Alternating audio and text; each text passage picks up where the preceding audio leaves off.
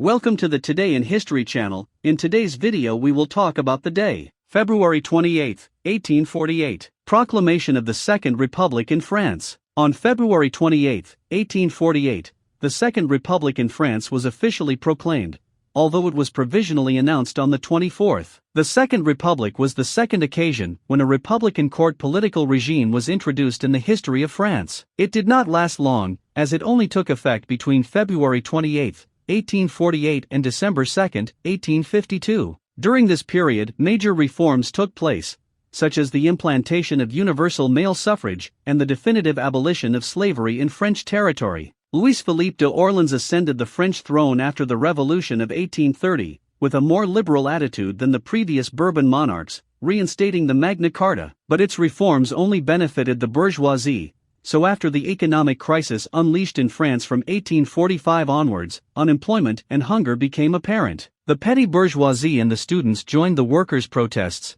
and the police and armed forces refused to repress them, causing the abdication of King Louis-Philippe d'Orléans and the creation of a provisional government that would proclaim the Second French Republic. In April 1848, the first elections to the National Assembly were held. The resulting provisional government was formed by moderate Republicans like Alphonse de Lamartine, radicals and socialists who, in just 2 months, adopted new and revolutionary political and social measures. The general elections, the first with universal male suffrage, meant a conservative turn in French politics, due mainly to the vote of rural origin. Radicals and socialists abandoned the government, which was reduced to 5 members: Arago, Lamartine, Ledru-Rollin, Marie and Garnier-Pages. A series of unpopular measures, adopted at first by the new government, provoked protests in Paris from 23 to June 26, 1848, during which workers took to the streets and erected barricades. A state of siege was declared and the army violently repressed the revolt during the so-called June Days, which gave way to a more conservative and authoritarian government. In December 1848, by universal male suffrage, Louis Napoleon Bonaparte was elected the first president of the French Republic for a 4-year term without extension. With the intention of being re-elected, he asked the Assembly to modify the constitution and, in the face of its denial, prepared a coup d'état to be carried out on December 2, 1851. Louis Napoleon repressed and annihilated the opposition and ratified his rise to power through a restricted plebiscite on December 21.